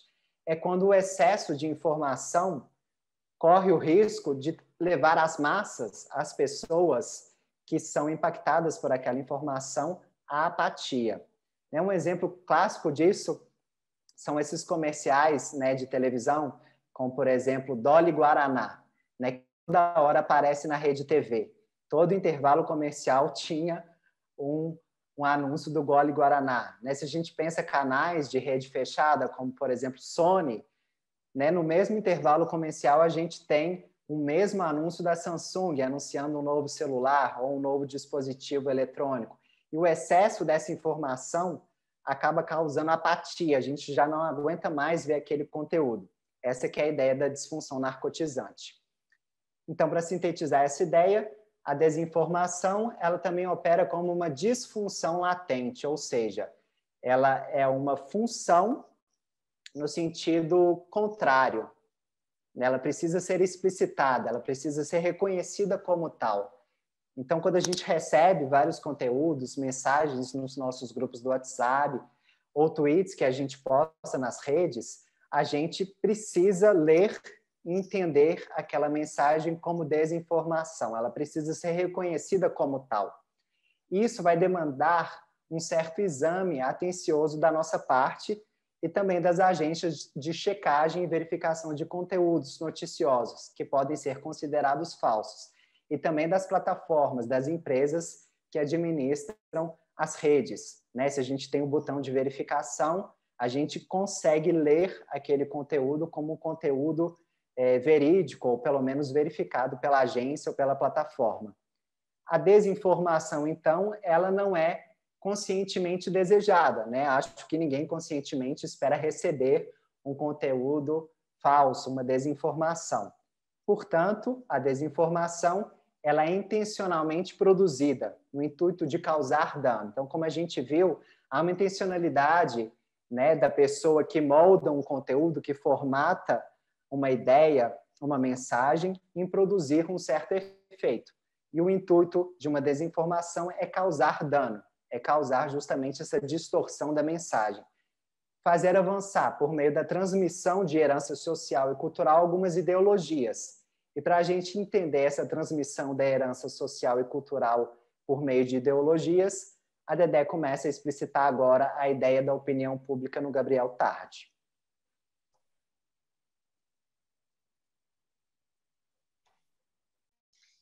Então, gente, uma boa tarde aí para todos e todas. Né? É importante destacar, inicialmente, que nós não vamos, né, eu não vou abordar com vocês sobre as teorias da comunicação e não sobre nem as teorias da comunicação e nem teorias sobre a comunicação. Né? Nós vamos trabalhar as contribuições do Gabriel Tarde, né, e também da Elisabeth Noel Neumann, que é uma pesquisadora alemã, né, que contribuem para pensarmos, né, esse contexto da desinformação, da propagação, né? E desse contexto aí de uma certa entropia, né? Quer dizer, uma total entropia, não uma certa entropia, uma desorganização ampla, né? Profunda dos processos aí de informação que vivemos hoje no cenário contemporâneo. Né? Por que a gente escolheu esses autores? Porque esses autores eles podem iluminar, né, com suas ideias, com determinadas contribuições, né, esse processo, né, da crescente desinformação. Né? A gente vê nos estudos hoje da comunicação, estudiosos da saúde, da comunicação, da informação, né, tem produzido vários dossiês, né, sobre esse contexto que estamos vivendo. Então, há toda uma inquietação, uma busca por entender, né, o contexto e da propagação, né, e essa amplitude que a desinformação está tomando hoje na contemporaneidade, né? O Gabriel Tarde, ele é um sociólogo, na verdade, ele é considerado um microsociológico, né? Assim, a microsociologia, né, do século XIX, que foi contracorrente. Ele foi contracorrente ao positivismo de Émile Durkheim, né? Ele não era considerado um autor, um sociólogo que era bem visto, né? Porque ele dava exatamente relevância, ele enfatizava os aspectos dos microfenômenos sociais, da formação da opinião pública, né, e também das relações e das interações entre os indivíduos na sociedade, na nascente sociedade de massa, né, mais aí depois do início do século XX. Né? E nós vamos nos basear em duas obras dele, que é Leis da Imitação, que ele escreveu em 1890, e mais tarde, em 1898, Público e a Multidão. Então, a perspectiva de Gabriel Tarde é entender mais a sociabilidade do que a solidariedade de Durkheim. Durkheim entendia a solidariedade a partir das relações de trabalho, a partir das funções profissionais. Ele considerava que a divisão do trabalho propiciaria uma solidariedade entre as pessoas, entre os indivíduos. Já Gabriel Tarde, pelo contrário, ele considerava que essa divisão de trabalho ela levava mais uma separação do que propriamente a uma solidariedade. E ele vai trabalhar o conceito de sociabilidade, que é exatamente que ele considerava, né, nesse período, como um processo imitativo de troca empática e simpática entre os indivíduos. Né? Não como um processo imitativo negativo, mas um processo que faz parte da própria constituição da sociedade. Né? Então, há uma tendência às pessoas imitarem aos demais, aos seus líderes, aos seus pares, né? Para que realmente seja considerado como pertencente àquele grupo, àquela instituição, àquela organização, e ele considerava isso como um fator fundamental para a formação e a constituição das interações sociais, né? Que ele considerava como um processo imitativo, né? A gente pode ver o Gabriel Tarde aí, né, com uma carinha muito séria, muito reflexivo, né, mas ele tinha uma perspectiva sociológica, né, focada na sociabilidade, né, e ele propunha uma sociologia, diferentemente da sociologia positivista, uma sociologia sensível, né, capaz de capturar, capaz de perceber, né, aspectos imperceptíveis, né, a olho nu, aspectos às vezes banais, né, da formação da opinião das pessoas, desse processo de interação, de sociabilidade, né?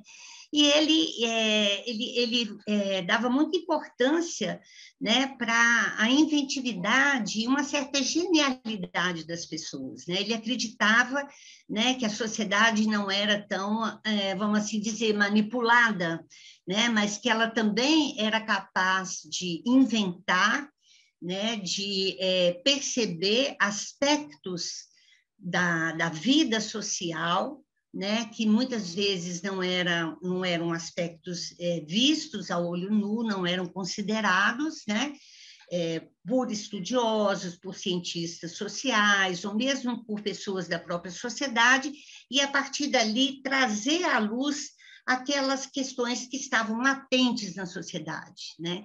Então, ele vai tem um momento que ele vai dizer na obra dele, né, que é as leis da imitação. Ninguém inventa nada, né? O líder, a pessoa que tem uma capacidade de entender essa dinâmica mais sensível da sociedade, é capaz de trazer à luz, né, esses aspectos da sociedade, né, e, a partir daí, começa-se um processo imitativo, na medida em que aquela opinião ela vai sendo manifestada e pelo próprio processo natural, né, dos indivíduos imitar, né, os seus pares, vai criando um fluxo social de imitação, né? E ele vai trabalhar com 3 categorias sociológicas que estão intimamente ligadas, né? Que é o processo da repetição, da oposição e da adaptação, que são processos que ocorrem, né, não separadamente, mas podem ocorrer concomitantemente. Veja bem, embora ele tivesse uma perspectiva, vamos assim dizer, mais dialética, né, de ver os aspectos subjetivos, aspectos sociológicos, né, não tanto com um rigor positivista, cientificista da época, né, ele também não deixava de ter uma visão crítica, né, da capacidade de líderes, né, de camadas superiores, né, que tinham uma capacidade, o que houve, Tiago?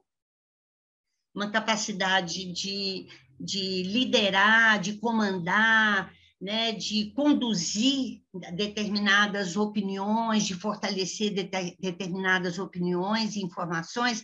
Ele não eliminava essa possibilidade da informação e da formação da opinião pública também ser um processo de manipulação, né, de condução.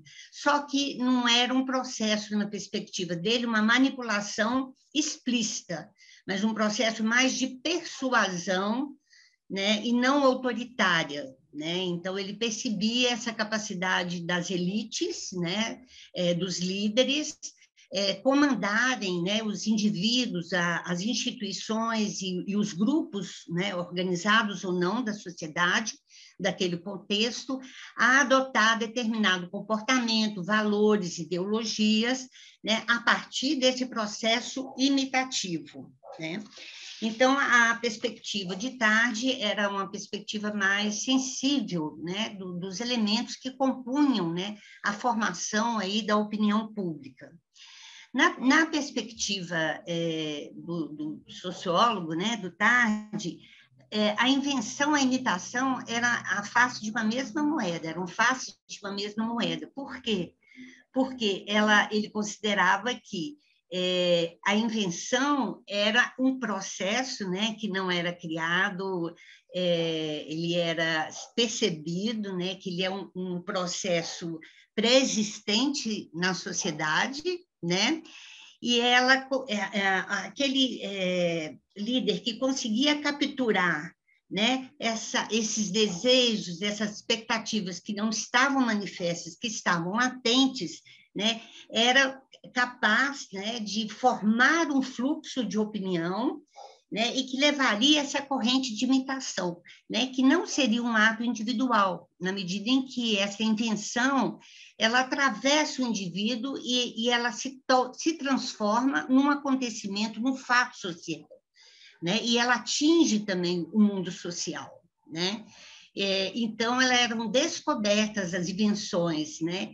E esse processo de imitação, eles andavam juntos exatamente porque a invenção, ela era também, ela contribuía para que houvesse também um processo de imitação, de propagação na vida social, de ideias, de valores, né, de crenças, enfim, de uma série de atitudes, né, que eram atribuídas, né, a vida social e que muitas vezes não eram capturadas de uma forma, não eram manifestas, né, e eram capturadas a partir dessa inventividade e essa genialidade, né, de determinados líderes, determinadas pessoas, né, que tinham essa capacidade de perceber, né, esses valores que não estavam, né, manifestos. Então, as ideias e opiniões, né, você podia voltar aí, obrigada, Tiago, as ideias e opiniões, elas não são consideradas como ideias próprias, né, exatamente porque elas não eram inventadas, mas descobertas, né, por um indivíduo, por um líder, né, por um certo gênio que tinha essa capacidade aí de perceber esses desejos que estavam camuflados ou às vezes não percebidos, né? E a invenção ela vai resultar exatamente nessa corrente de imitação, né? E não é um ato individual, mas uma invenção que atravessa o indivíduo e o mundo social, né?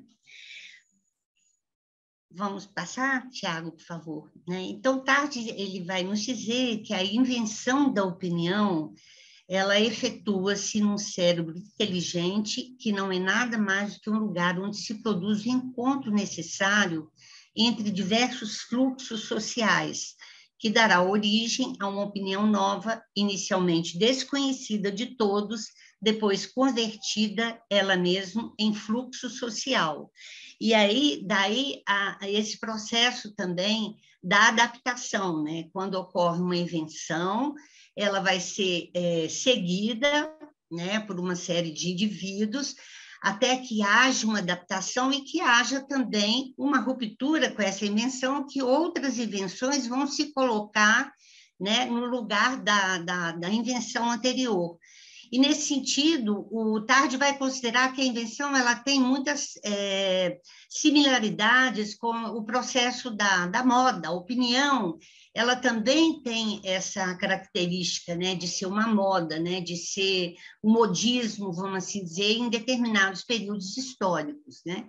E como eu disse anteriormente, né, a propagação, a imitação, o contágio, né, não é uma coisa vista de forma negativa, embora seja um processo que é utilizado até hoje, não só, né, no século XIX, mas até hoje é apropriado, ressignificado e muitas vezes usado com a intenção de persuadir, de manipular, de influenciar o comportamento das pessoas, já que é um princípio que faz parte da natureza, né, da própria constituição da sociabilidade das comunidades humanas, né? E, para ele, a sociedade é uma coleção de seres na medida em que estão se imitando entre si. Né? Muito interessante assim, a ênfase que ele dá a esse processo imitativo como um processo de interação e um processo de sociabilidade, e que ela pode ser um processo, né, compulsório, espontâneo, eletivo ou inconsciente, né, transformando essa descoberta social, individual, em fato social. Né?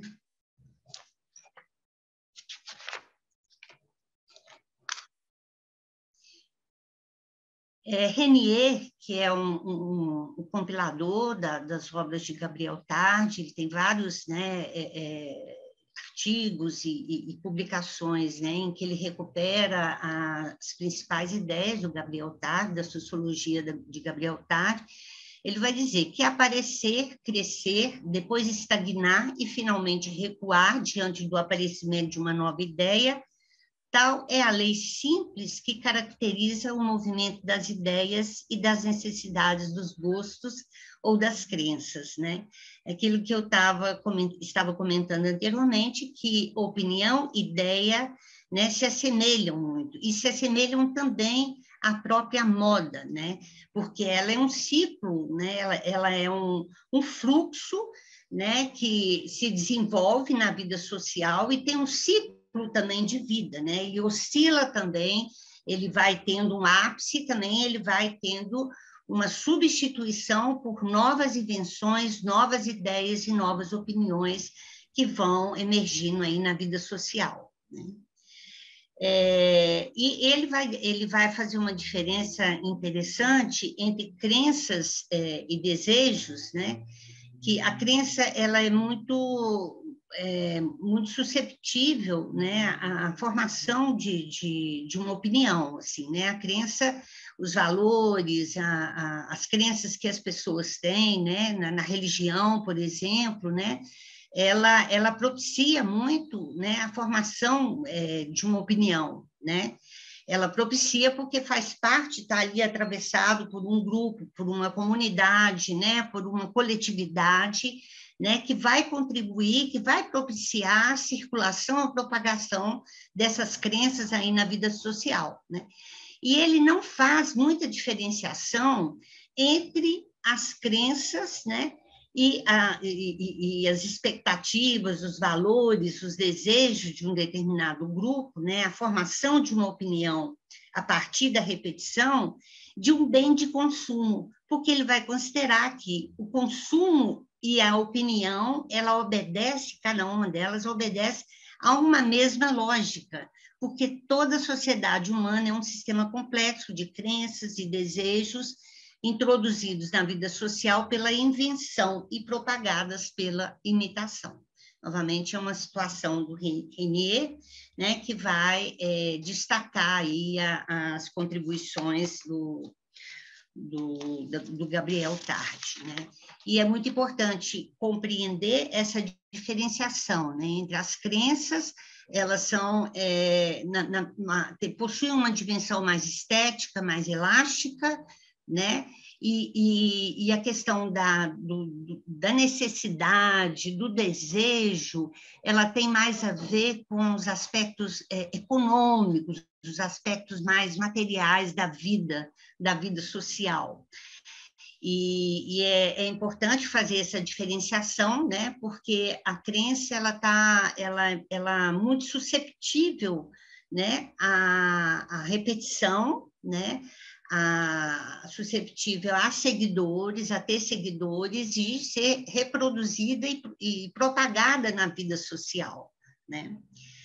E olha só, interessante, né? Porque muitas questões que ele disse lá no século XIX, né?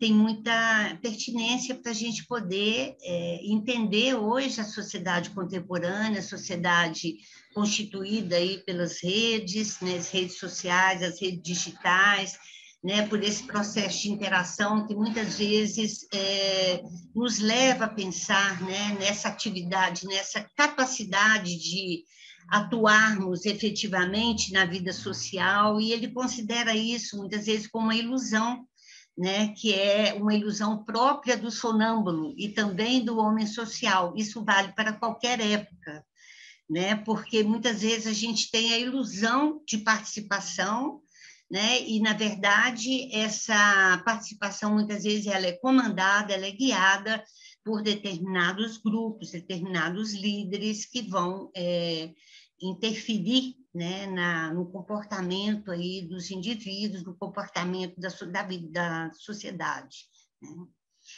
E essa estratégia é muito interessante, porque ele vai dizer, não há uma estratégia, isso no século XIX, tá, gente? Olha só que bacana, ele vai dizer que essa estratégia, né, é uma estratégia persuasiva, né, mais no sentido de persuadir, de sensibilizar, do que propriamente uma imposição, né, um autoritarismo, né, uma manipulação explícita, né, mas são aspectos psicossociais, né, que interferem, né, na vida social, na dinâmica da vida social, e que muitas vezes essa repetição e essa circulação das opiniões e a formação de opiniões dominantes, opiniões hegemônicas, elas têm por trás aí todo um processo, né, toda uma estratégia de persuasão também, né? Então ele embora seja fosse, né, um teórico, um sociólogo que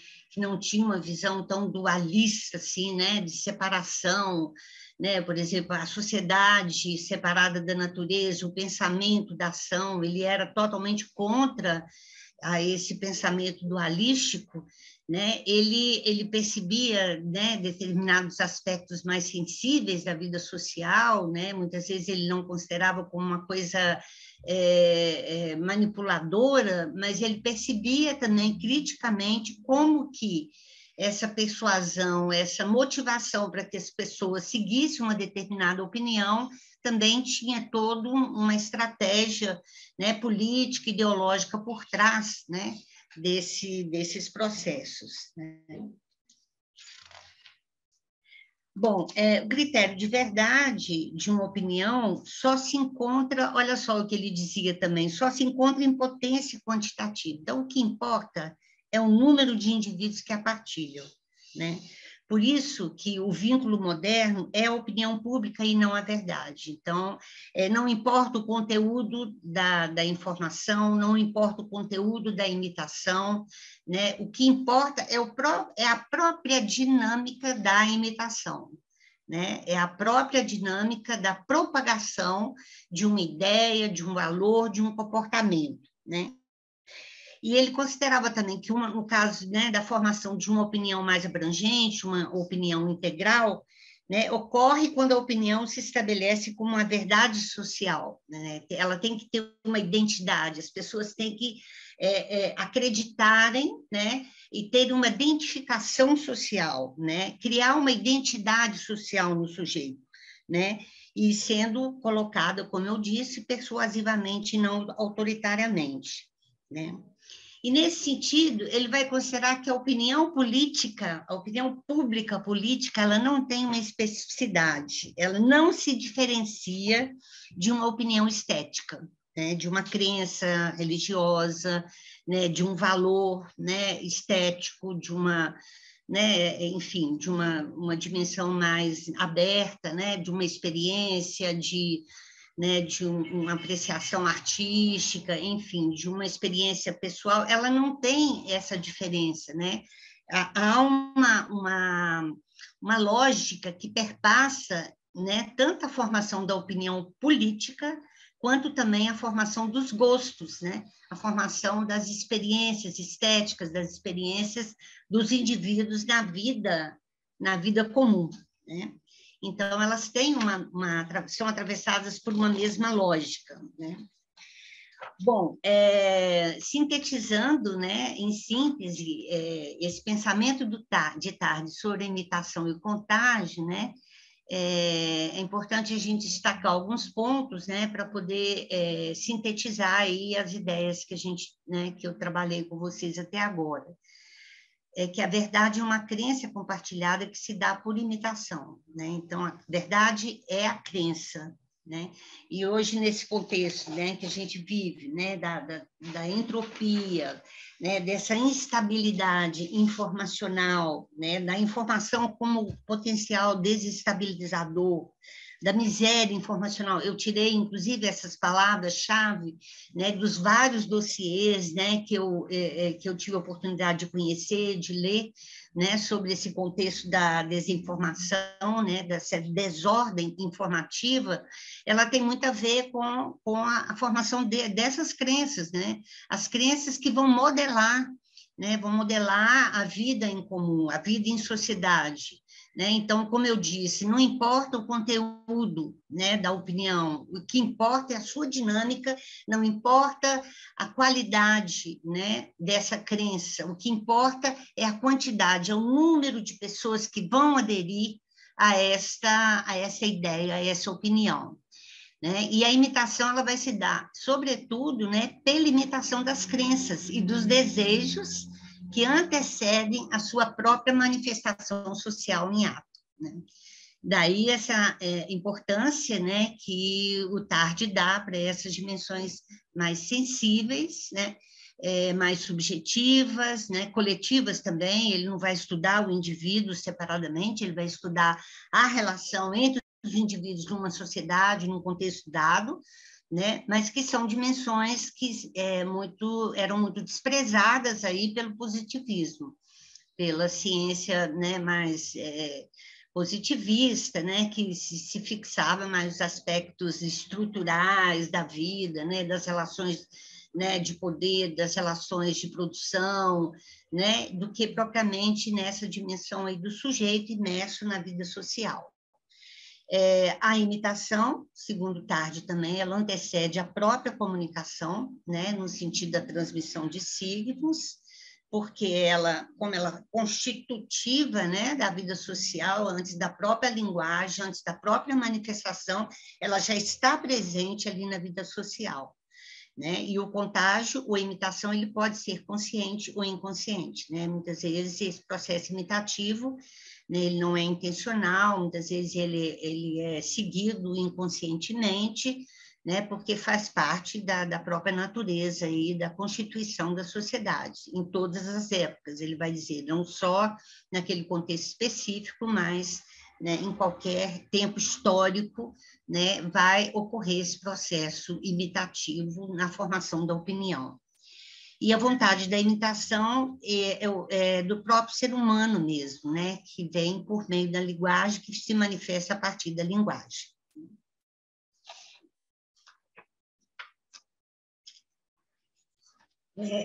Na segunda obra que eu fiz referência, né, que é O Público e a Multidão, que Tarde fez aí no final do século, né, quase no final do século, ele vai considerar, né, que os indivíduos sentem necessidade de adotar em público um comportamento semelhante aos demais, né? Há uma necessidade, assim, né, um desejo das pessoas se sentirem parte de uma coletividade, né, de não se sentirem isolados, terem uma identificação com os seus pares, né, e adotar um comportamento que seja aprovado, né, pela maioria, né?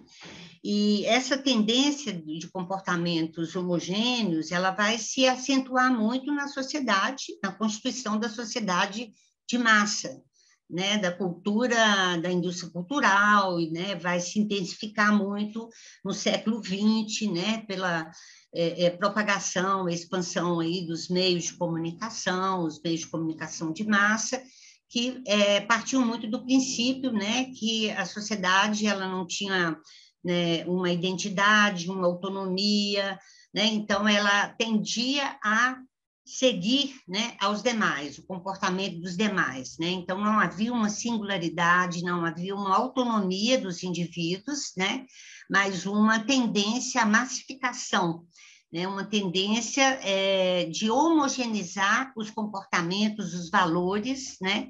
E é muito interessante porque a Elizabeth Neumann, né, Noelle Neumann, ela vai dar continuidade aos estudos, né, desenvolvidos por Tarde e vários outros clássicos cientistas sociais, a Elizabeth Neumann, aí, né, na tela, e ela vai se basear em Tocqueville, Luc, vários autores, né, para poder desenvolver uma teoria da formação da opinião pública. O Tarde também é muito de referência, de grande referência para Elizabeth Neumann, né, que vai buscar a construção de uma teoria, né, de uma teoria da formação da opinião pública. Mas, na verdade, ela é considerada mais uma hipótese do que propriamente uma teoria, porque ela não foi ainda consolidada, né, não foi legitimada ainda cientificamente como uma teoria. Né? Ela surge a partir de vários estudos psicossociais desenvolvidos por ela na Alemanha, depois ela vai expandir também para outros países, né? E ela vai se basear numa formulação, né, como eu disse, que vai se inspirar, né, nos clássicos aí da teoria política, né, com experimentos da psicologia experimental e por um sofisticado estudo das pesquisas de opinião. E vai chamar atenção, aí eu acho que a gente pode trazer a Neumann, Elizabeth Neumann, para a aproximação aí com uma teoria da comunicação e particularmente uma teoria da mídia, né? Porque ela vai considerar a onipresença da mídia, né, como eficiente modificadora e formadora da opinião pública, né? Ela vai considerar que a mídia, né, juntamente com a própria sociedade, né, no seu contexto aí de formar suas opiniões, como é que se dá esse processo aí da formação da opinião pública a partir da dinâmica social, juntamente com a participação da mídia, né, como que a mídia ela também é capaz, né, de aglutinar ou de interferir na própria formação dessa opinião, impondo determinados ângulos, determinados enquadramentos, né,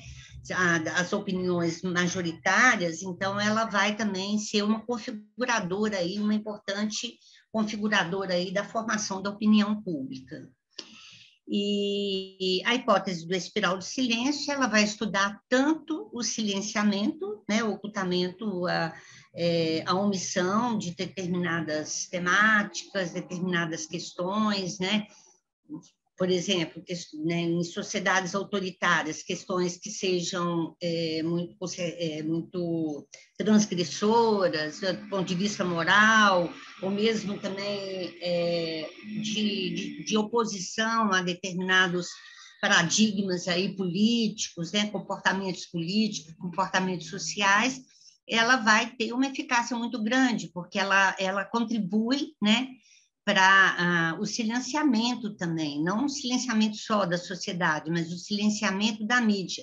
E ela vê essa relação não de uma forma mecânica, mas de uma forma dialética, né, que há um silenciamento, da medida em que há um silenciamento social, né, dos atores, há também, pode ocorrer também um silenciamento da própria mídia, né, e por ter um silenciamento midiático também pode contribuir para que haja um silenciamento aí dos indivíduos e da sociedade, né? E é interessante que ela vai partir, né, de três perguntas, né, que são importantes aí na constituição aí da sua hipótese, né? Por que o silêncio? Ela vai partir do pressuposto que esse silêncio ocorre porque os agentes sociais eles temem se sentir isolados em seu comportamento e opiniões e, por consequência, serem rejeitados pelos demais, né? O medo, né, o receio que as pessoas têm de assumirem uma posição que vá contra o pensamento da maioria. E muitas vezes o pensamento que ela imagina que seja da maioria, né? E isso pode gerar, né, uma mudança de um comportamento minoritário em comportamento majoritário, na medida em que há esse silenciamento aí, né, e essa imaginação das pessoas do que seja majoritário, né, a partir do momento que as pessoas prestam atenção nessa formação de um clima de opinião, pode contribuir, né, para essa transformação de uma opinião minoritária em uma opinião dominante, né? Outra pergunta que ela se faz também é por que é espiral? Por que o silêncio ele se dá também a partir de uma espiral, né? O espiral do silêncio, que é exatamente em função dessa dimensão cíclica e progressiva da tendência ao silêncio. Então, a tendência de um grupo ao manifestar sua opinião e de outro em calar-se se desencadeia em um processo em espiral progressivo, né, que vai estabelecer de maneira crescente uma opinião dominante, né? Então, se há um silenciamento de segmentos sociais, né, acreditando que há uma opinião dominante, que seja a opinião majoritária, né, por outro setor, ela vai tender cada vez mais para evitar o isolamento, vai tender a acreditar que aquela opinião é que prevalece. E ela pode, a mídia aproveita muito bem, né? Não de uma forma mecanicista, que ela vê isso, mas há todo um interesse aí, né, dos grandes grupos conglomerados de mídia e de interesses, né, políticos que atravessam aí o sistema midiático. Aí a gente não está falando só de mídia de massa, né? Eu acho que é importante, assim, no período que ela desenvolveu a sua hipótese era caracterizado por um período da hegemonia da sociedade, da comunicação de massa.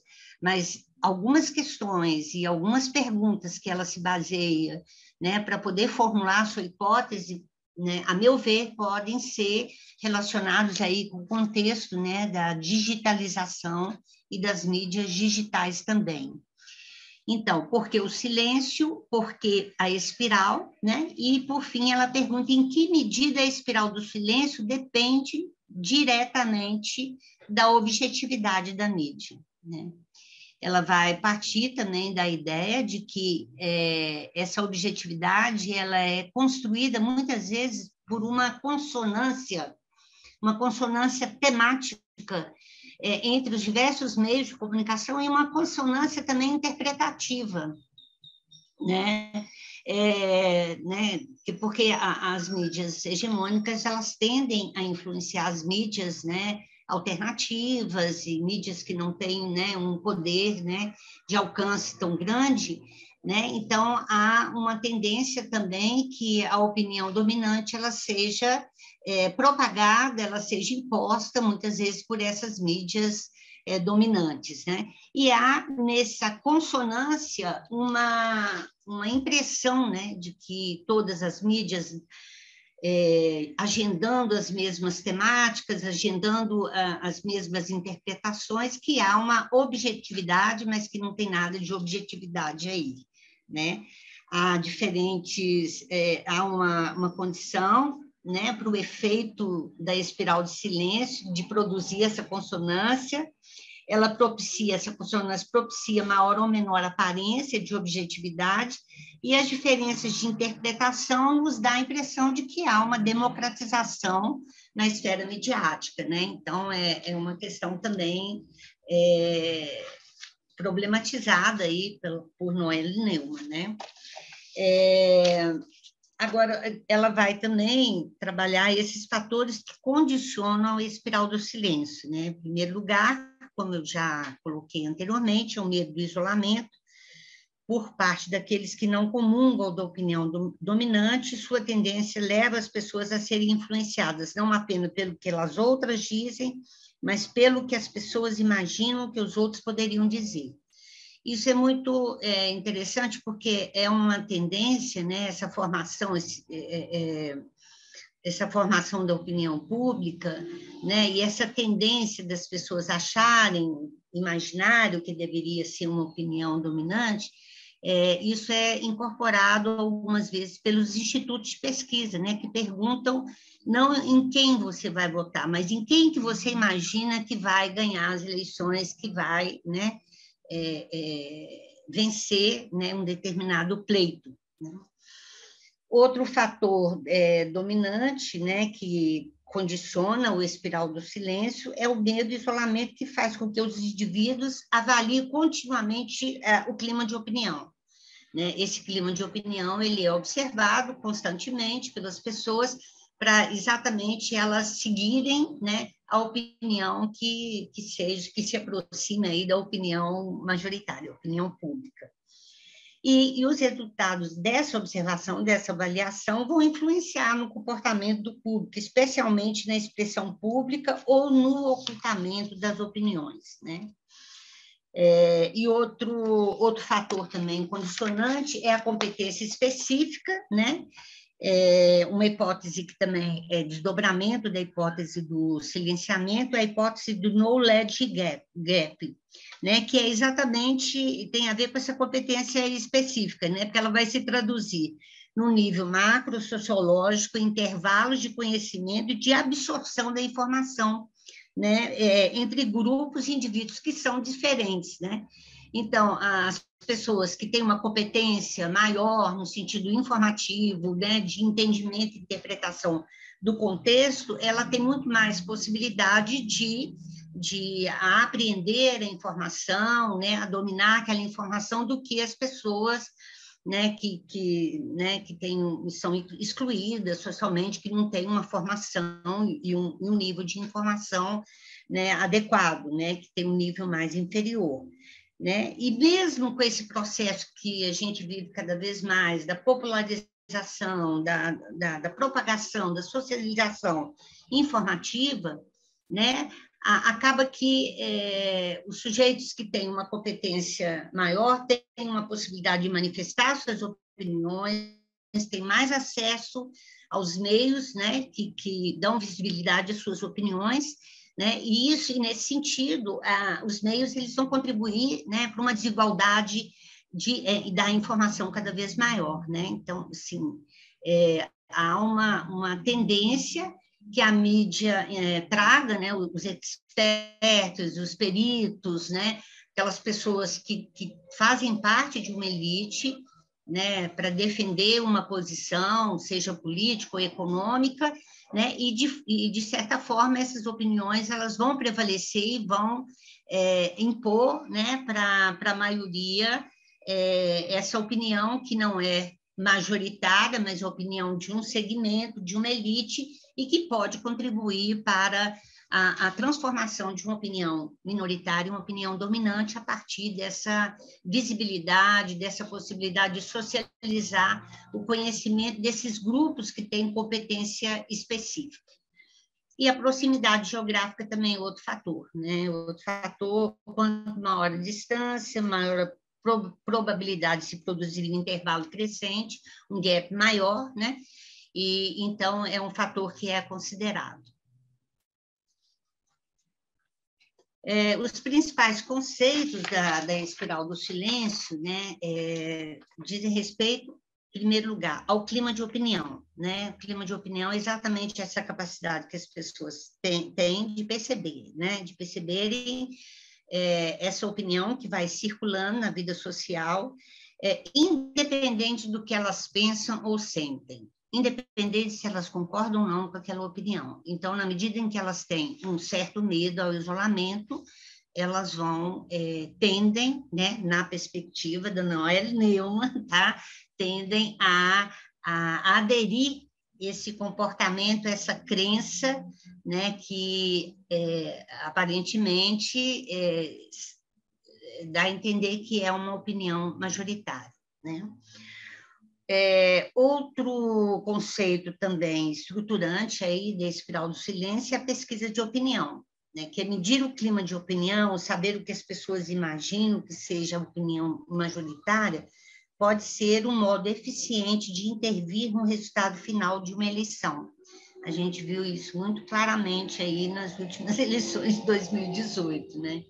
De como que a pesquisa de opinião e como as estratégias também, né, utilizadas aí por Jair Bolsonaro, né, pelos bolsonaristas, de fazer com que uma opinião que não era majoritária se transformasse numa opinião dominante, né? De mudar a opinião das pessoas à beira aí de um processo eleitoral, né? Então, assim, na verdade, a Neumann ela vai tentar trabalhar essa correlação, não de forma mecânica, entre a pesquisa de opinião, a formação da opinião pública e o comportamento da mídia, né? Então, essas três instâncias, né, que têm uma interrelação dinâmica, né, vão ser componentes estruturantes aí da formação da opinião dominante, né?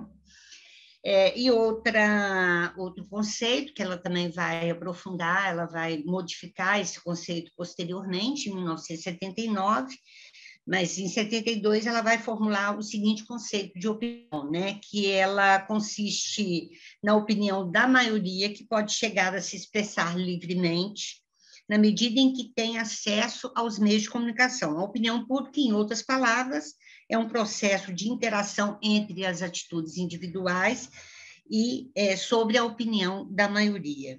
Então, pela influência provocada na audiência pela mídia, pelos meios de comunicação, chega-se à confluência do que seja a opinião majoritária. Né? Então, assim, ela vai tentar compreender a opinião pública como um processo e não como uma fotografia de um momento, porque ela tem que levar em conta vários fatores, né, que estão imersos aí na vida social, esse fator do isolamento, do medo do isolamento, né? Então, ela faz uma conexão entre essas várias instâncias para poder chegar a esse conceito. E, em 79, ela vai formular um novo conceito, que ela vai dizer que a opinião pública é igual à conexão das controvérsias que alguém é capaz de expressar sem o risco de auto-isolamento com base em duas fontes. Apenas uma função manifesta, mas antes de tudo latente. E também um outro conceito é da ignorância pluralística, que é um conceito que, na verdade, não é dela, né? Ela pegou de outros cientistas políticos, de outras pesquisas, que vai dizer, quando ninguém concorda com uma norma, mas cada um pensa que todos os demais concordam com elas, o resultado final é como se todos concordassem com aquela mesma norma. Então, basicamente, esse novo conceito aí de opinião vai reforçar, né, esse conceito da ignorância pluralística, de que a opinião pública ela tem uma função manifesta, mas, sobretudo, latente. Muitas vezes ela não está, né, visivelmente expressa, né, e essa conexão das controvérsias, né, que alguém é capaz de expressar, né, sem correr o risco de se auto-isolar e de ser isolada pela sociedade.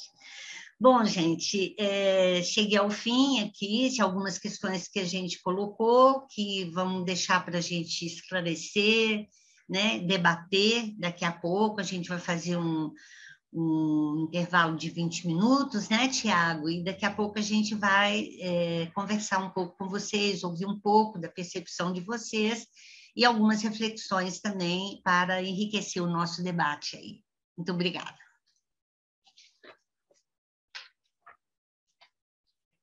Ok, são 16 horas, a gente volta às 16h20, né, pessoal? Isso. Obrigada. Isso mesmo. Tá joia, obrigada.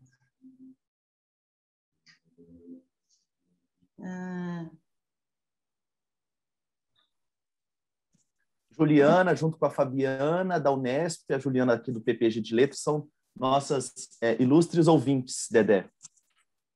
Ilustres Elas estão ouvintes. estudando essa temática da desinformação e ficaram interessadas aí no curso, né? E para nós, né, é um prazer tê-las aqui conosco. Somos muito gratas pela acolhida. Espero que seja, né, uma boa experiência, né? Semestre retrasado, né, Juliana? Nós oferecemos aí uma disciplina também, não foi interinstitucional, mas foi interprogramas, né? Foi dentro da PUC mesmo, mas foram os programas de letras e de comunicação, né? E também foi uma experiência muito rica. Eu acho que a gente pode repetir, viu, Conrado? Quem sabe alargar isso, né? Uhum.